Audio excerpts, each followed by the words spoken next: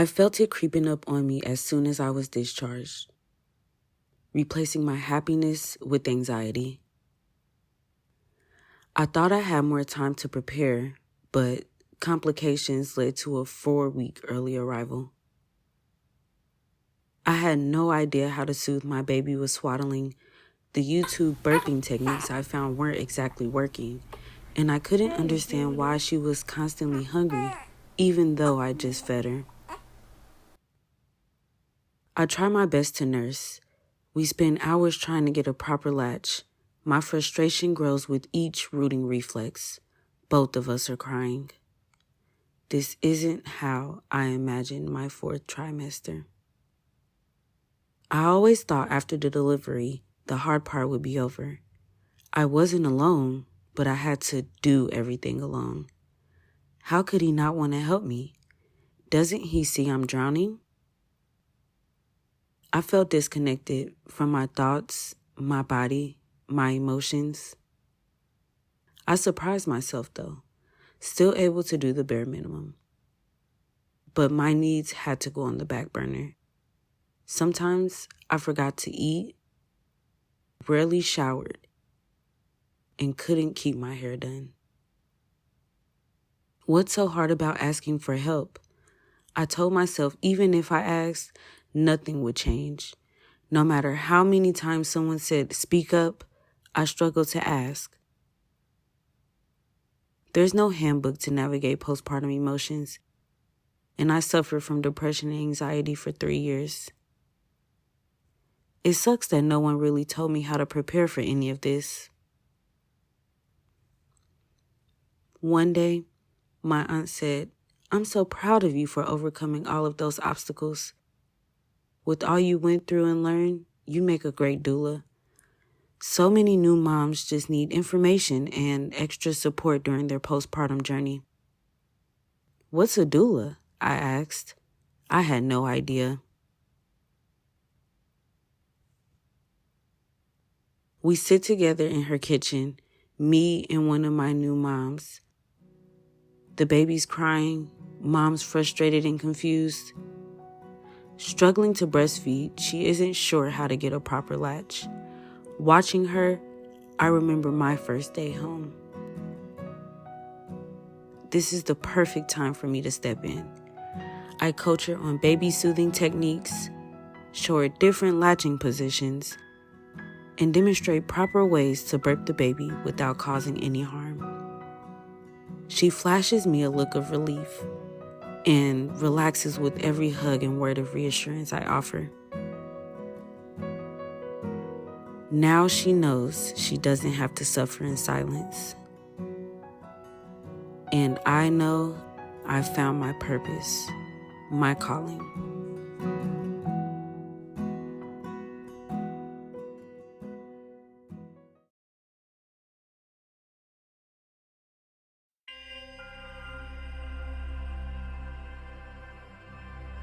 I felt my first flutters around 20 weeks.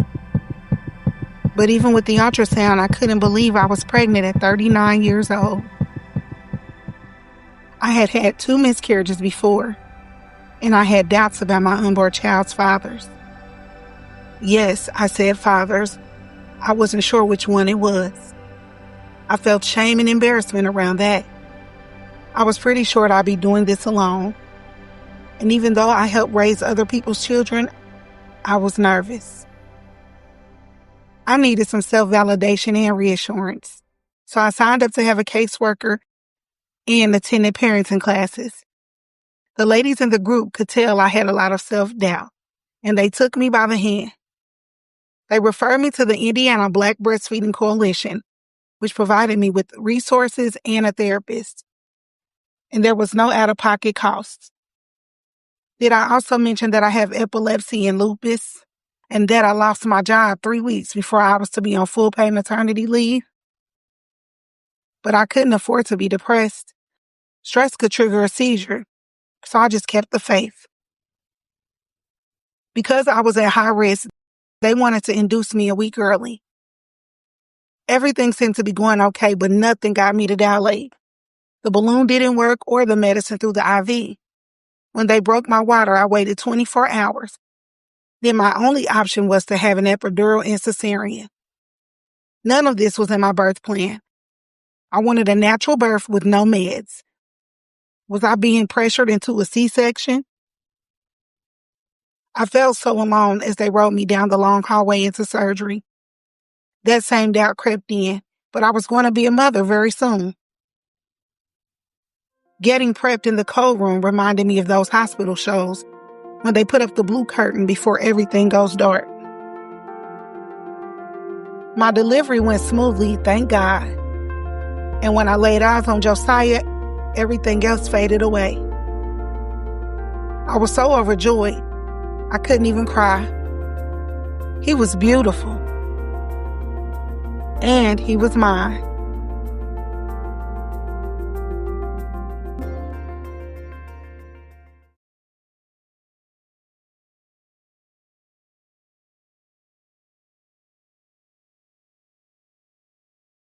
The doctor said I was made for having babies.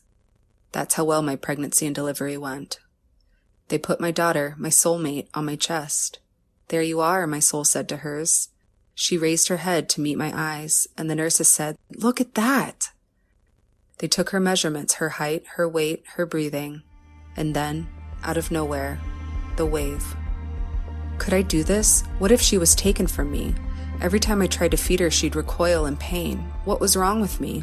Why couldn't I do this right? I was made for this. That's what the doctors said. I should be better than this. After the first night, the nurses took her to the nursery. "Sleep," they said. "It'll help." "Sleep? But you're taking her from me. I've already failed. What if something happens?" They bring her back. I hold her. I cry. Crying is normal. That's motherhood, they assure me. This isn't normal. I knew that even then. The thoughts are constant now. What if she's taken from me or I from her? What if I'm not a good mom? What if I'm not doing this right? What if? What if? What if? I am consumed. It's been a year and I finally tell my doctor, but I'm no longer postpartum, so I return to the silence. This was supposed to be easy for me. I'm better now, mostly. Condom breaks, plan B fails, I'm pregnant. But something's wrong. My body screams, yet somehow my smile stays. I beg the doctors to see me. There's a lot of blood and then the ultrasound. It's ectopic. The wave is back. I'm failing. My husband, my kid, my job, myself. I can barely function, obsessed with my thoughts. My husband begs me to get help, so I do. This time, I agree to a second child. This time, I advocate. This time, I tell anyone who will listen. My counselor's by my side. My care team is in place. Another textbook pregnancy and delivery. They put my second soulmate on my chest. "There you are, my little love. I worked so hard to meet you. Thank you for waiting." They take her. I prepare for the wave. But it never comes.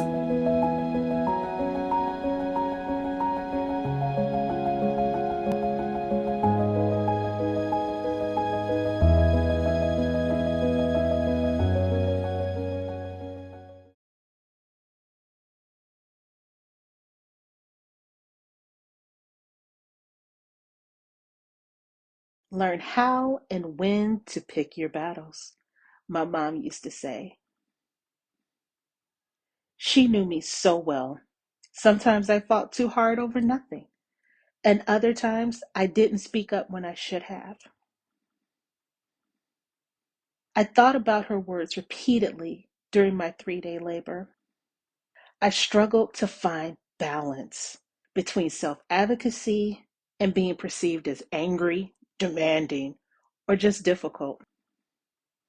Should I have spoken up or pushed harder when the night receptionist and triage nurse said my doula couldn't come with me because COVID only allowed one visitor? But the hospital's website and my doctor reassured me she didn't count as a visitor. Or when I was forcibly probed by a nurse during a cervical check, or after I asked doctors to reduce the amount of magnesium they gave me, and they didn't, even after I told them my concern of having too much magnesium in my system already, or when I desperately wanted to take a shower, or after I explained I couldn't take labetalog because of a reaction in the past, and the nurse responded, "Well, the doctor ordered it for you. It isn't noted in your chart." Some battles, probably not worth fighting. But there was another moment. When they increased my epidural, the anesthesia, combined with the high levels of magnesium in my system, made my vision and hearing cloudy, my speech slurred, my strength faded. I grabbed the attention of my sister and doula, telling them something was wrong. They hesitated.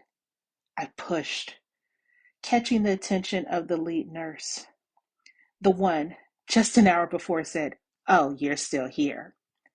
She assessed the situation quickly, sent the nursing staff to the OR, and told the on-call doctor, "There's no time for introductions." They cleared the halls, rushed me to the OR, and encouraged me to keep talking. My vitals rapidly diminished, and I lost control of my bodily functions. I prayed, "Lord, this is not how my story ends."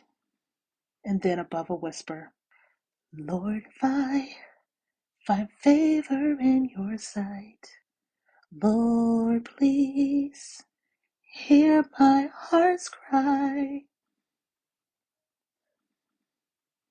And after what felt like an eternity, my daughter was born. I kept blowing veins, and nurses struggled to start IVs. It was hard to breathe and swallow. The surgeon told the staff, "Be still and let me work." Seconds later, my ears popped open, my vision became clear, and my vitals leveled out. The most precious Christmas gift was seeing my baby's face next to my cheek. That moment was a battle definitely worth fighting for.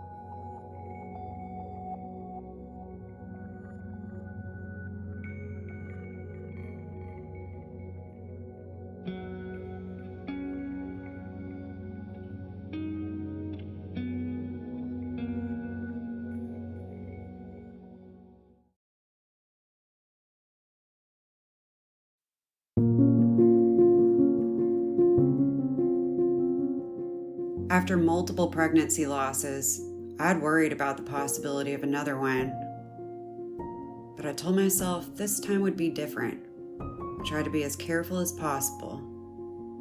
I wore a mask, stayed away from people, washed my hands, read all the current parenting and child development research, ate organic, avoided toxins. I did all the recommended things. I wanted to be sure that I didn't do anything that could potentially cause another loss. But birth was not like the vision I had from the movies or like the stories I'd heard from other moms. I woke from an emergency C-section to find out my daughter was in the NICU. I was so afraid that my dream come true was on the verge of slipping away that I began preparing myself for all the worst possible outcomes. But she did really well, and we went home after a few days. However, now I was responsible for something even more fragile than what I'd carried in my stomach for those endless months. I had to figure out how to keep her alive and not completely mess up her life. I spent hours rereading all the parenting research, sanitizing everything, making sure she was breathing, worrying she'd fall when she started to walk, worrying about what we'd do when she turned 16 and started driving. I'd have to review everything I did, said, and thought each day just to ensure I hadn't done something to cause her trauma that would show up in adulthood. She couldn't even roll over or hold her own head up yet. When she was a year old, I was diagnosed with postpartum OCD. I had no clue, even though I'd worked in mental health for years. After my diagnosis, I finally found the help I needed.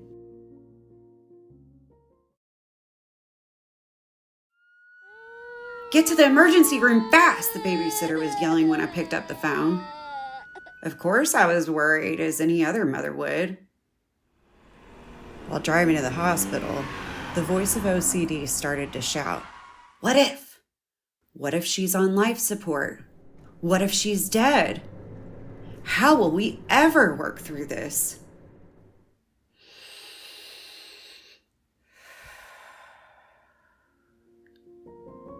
But then I took a deep breath, remembering what I'd learned. I can only deal with the present rather than focusing on all the what ifs. I reminded myself of what is happening right now. At the hospital, my little girl had a decent gash on her forehead, requiring a few stitches, something she's quite proud of. "You're so calm," our babysitter said to me. The medical staff all agreed. I hadn't really noticed it until then.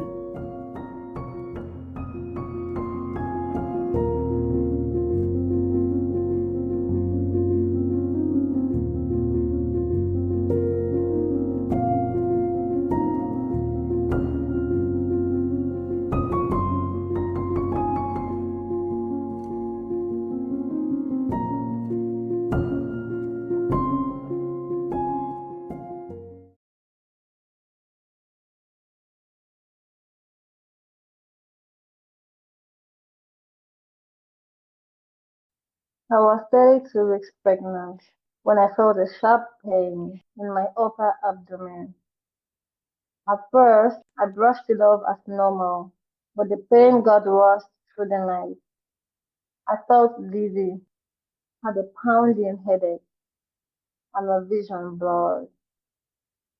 My partner rushed me to the hospital. My blood pressure was dangerously high.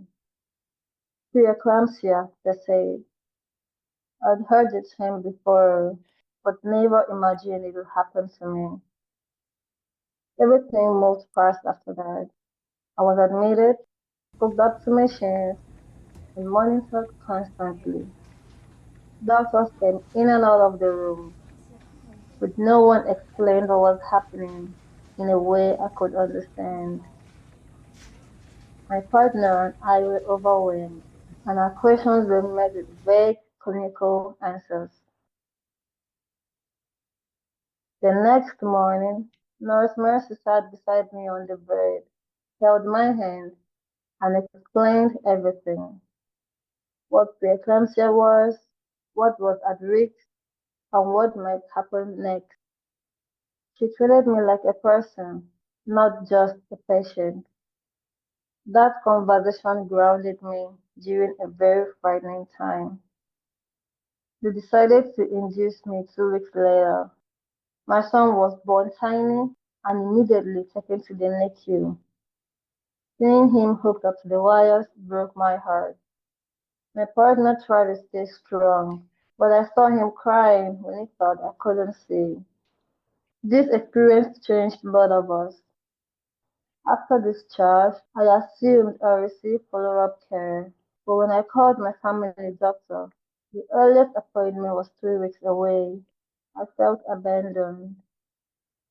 Breastfeeding was painful. I was recovering from a traumatic birth and trying to manage NICU visits, all with no support. Friends said, "You'll be fine." But what I needed was, "I see how hard this is." Eventually, a public health nurse, Harper, came to my home. In the NICU, she had noticed that I wasn't okay. She said she'd been there before and understood what I was going through. Then she gently connected me to a postpartum mental health support group. Harper's visit was a turning point. Looking back, I see how patchy the care was. Some providers were incredible, others left me in the dark. I wish there'd been better communication and follow up, but I'll always be grateful for nurses Mercy and Harper, who truly saw me and helped me begin to heal.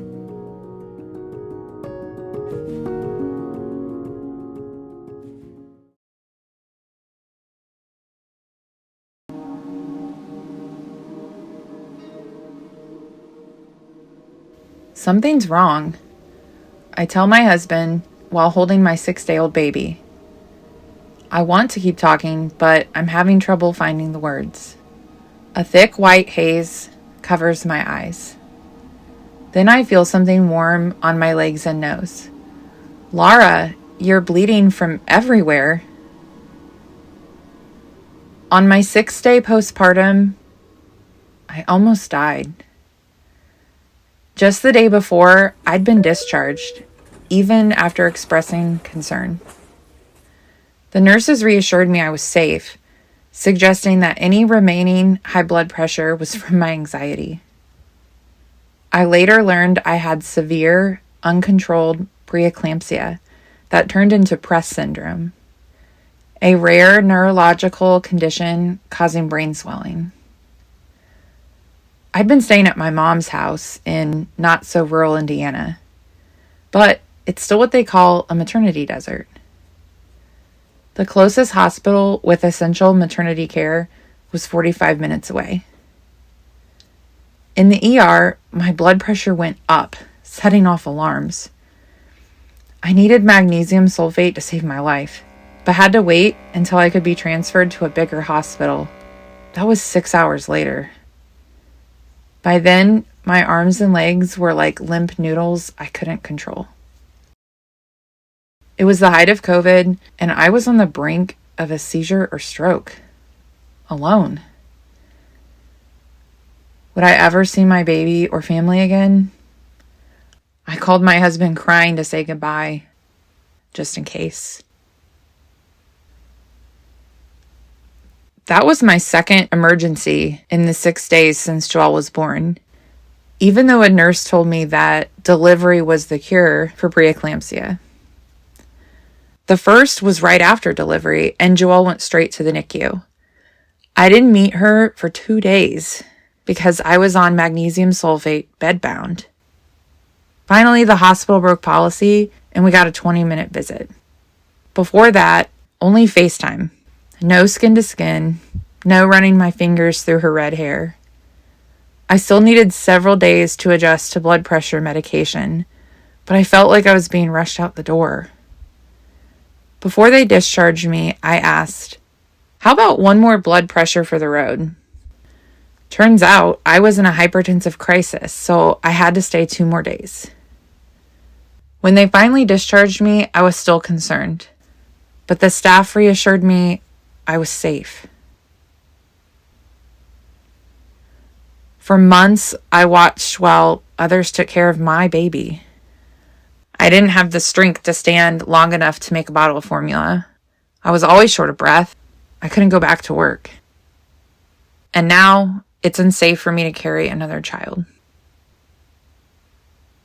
I wish someone would have explained the postpartum risk and prepared me for the long recovery process. I'm part of a growing statistic, but I'm also a survivor, an advocate, and a mom. My favorite title of all.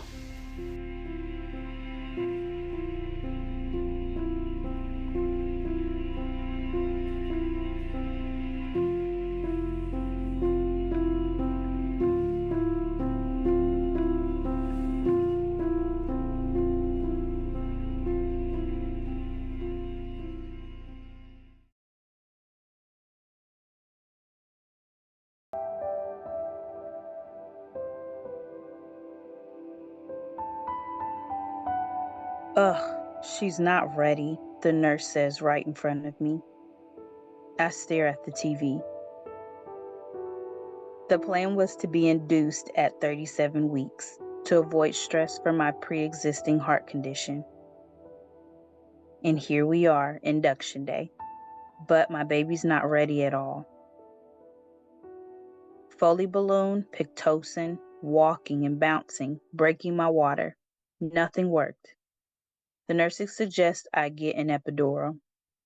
I don't want to, but I'm in too much pain to care, so I give in. At each OB appointment, I saw a new face or another practicing student and had to explain my pregnancies and history over and over again. Clearly, there was zero communication, but they all agreed that my baby was going to be big. A student anesthesiologist comes to give the epidural. I feel like it's hitting something in my back. It hurts. Please stop. He tries again, and I feel the same pain. He gets the head anesthesiologist, who's already annoyed. I feel the same pain. Please stop. Now I'm crying. It hurts so much, and I can't be still. My husband and 3-year-old are asked to leave the room. The anesthesiologist tries again.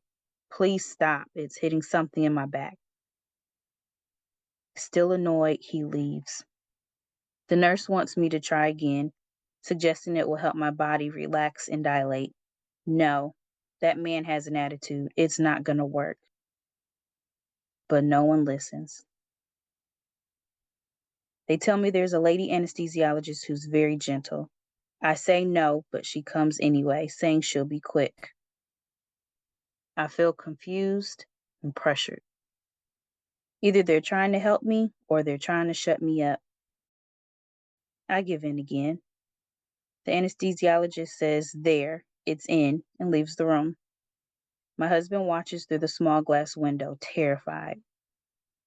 My body relaxes, and the nurse shows me an exercise that helps lower the baby. Finally dilated enough to push, I feel a huge gush of pain. An ice-cold liquid runs down my back, and I feel everything. Where's my relief? Doctors I've never seen are now in the room. All I can think is, how am I going to push this huge baby out? The nurse calls the anesthesiologist, and the man with the attitude walks in. I don't know why it's not working, and I'm not giving her anything else now. It's too late. After a couple hours of unbearable pushing, my beautiful, healthy, and only 6-pound baby arrives. Not so large. The nurse notices that the epidural came out at some point. My pain was so unnecessary. As I nurse my baby girl, I can't help but wonder, why was no one listening to me?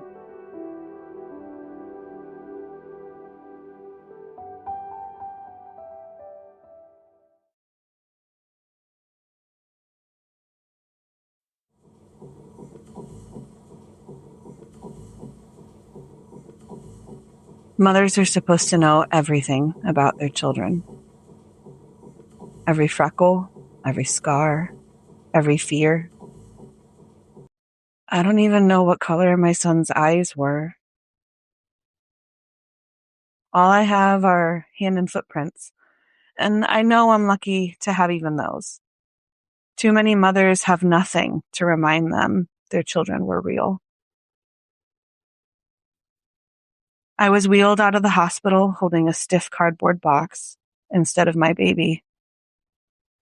Inside the box was a fragile pink ornament, a paper packet of forget-me-not seeds, and a white porcelain heart the size of my palm.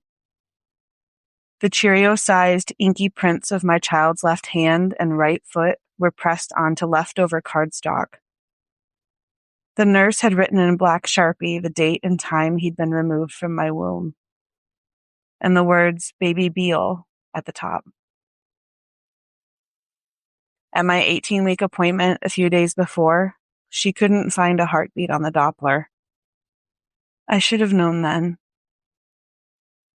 Anxiety whispered in my ear to brace myself for the truth. I brushed that away and walked confidently to the ultrasound room. She found him quickly.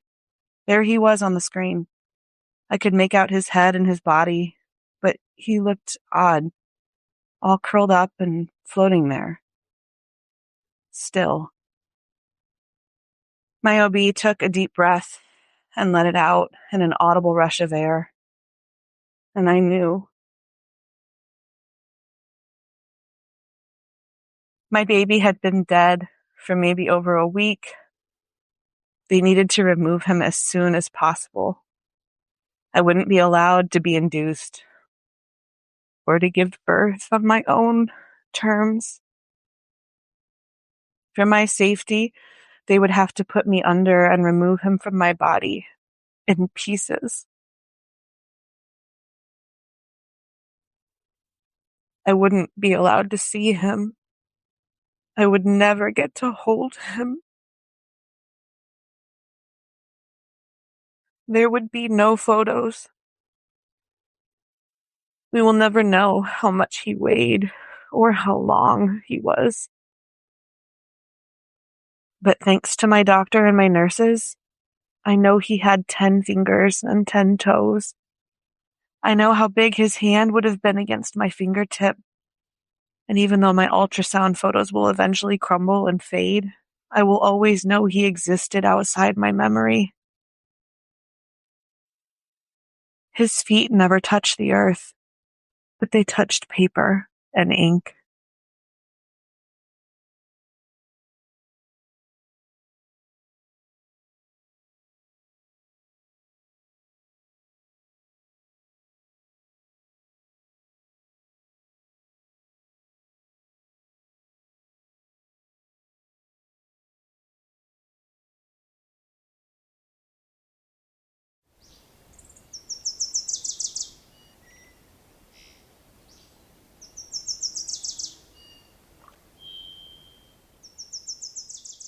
You could be almost infertile.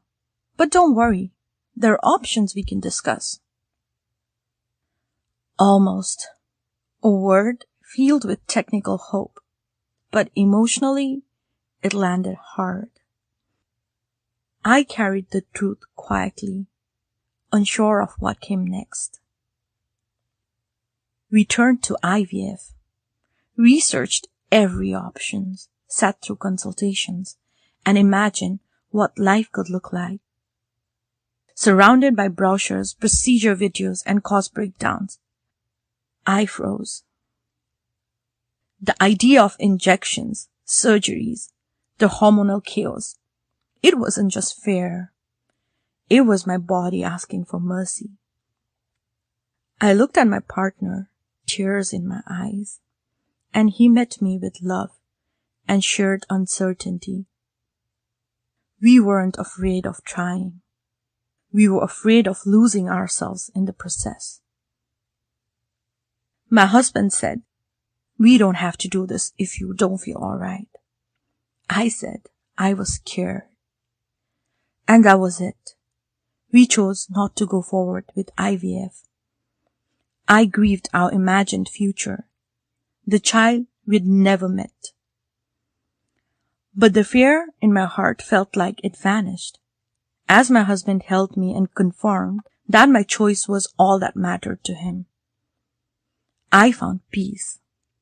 Peace in choosing gentleness, in honoring my body and our boundaries. In Circle of Mothers, I sometimes feel like I stand at the edge. I don't have sleepless nights or feeding schedules, but I've known the ache of hope, the pain of loss, and what it means to let go. 2023 wasn't the year we made a baby. It was the year we made a decision to love ourselves, even when everyone around us told we needed to fight harder. Today, we are happy, blissful even. But people are still telling us to try harder or look again. I don't have a baby, but I still have a loving family. And I have myself. I don't have a baby in my home, but there is joy, not on hold, but present in our home, our choices, and the love we share daily. We didn't stop dreaming. We simply changed our dream.